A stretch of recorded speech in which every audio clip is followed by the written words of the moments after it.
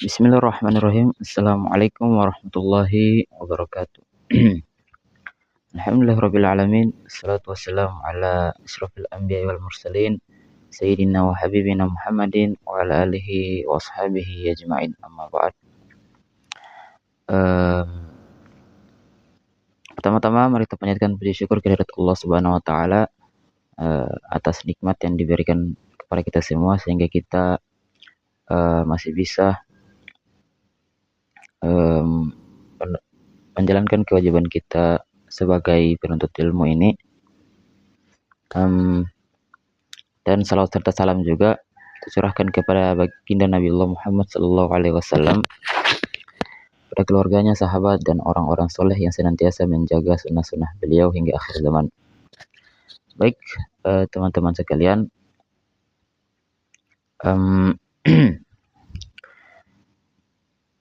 pada kesempatan kali ini saya akan sedikit sharing pengetahuan, berbagi ilmu dengan teman-teman sekalian tentang salah satu syariat dalam ilmu fikih dalam Islam, yaitu adalah tentang muamalah.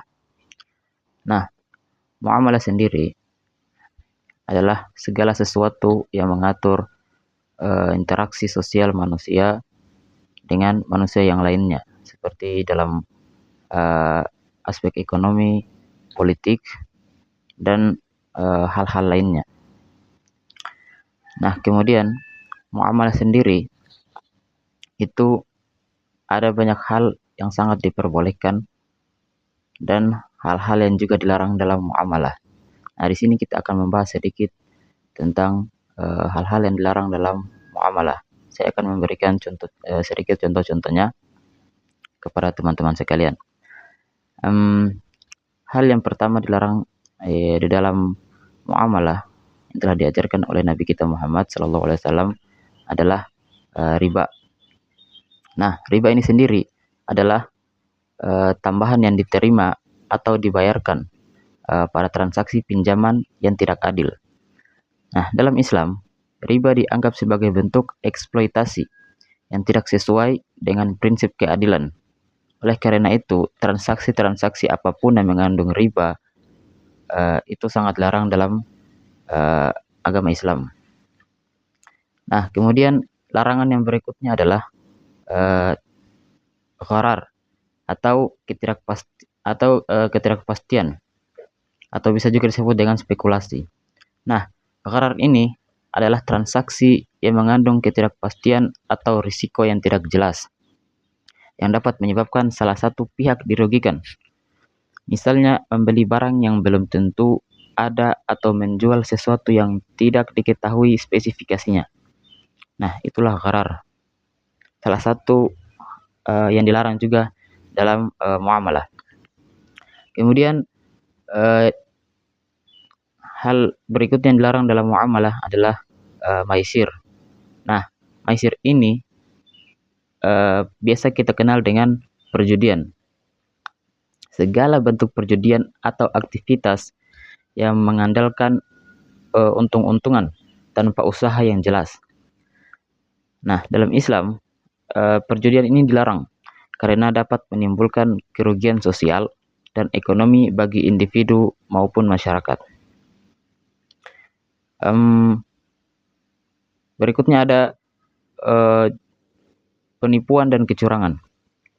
Setiap bentuk penipuan atau kecurangan dalam muamalah sangat dilarang dalam Islam. Ini termasuk memberikan informasi yang tidak benar tentang suatu produk atau layanan, menimbang atau mengukur dengan tidak jujur, serta memanipulasi harga.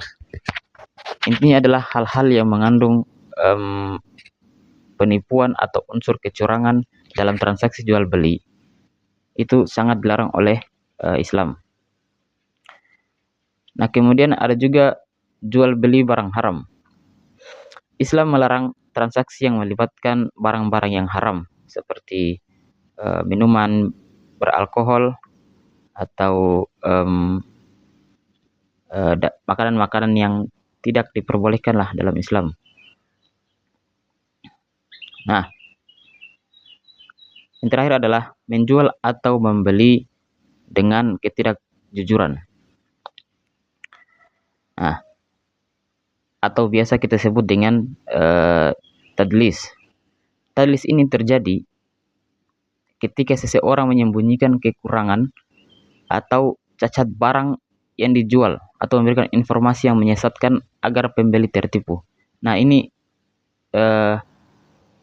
sama dengan yang keempat tadi kita jelaskan, penipuan dan kecurangan.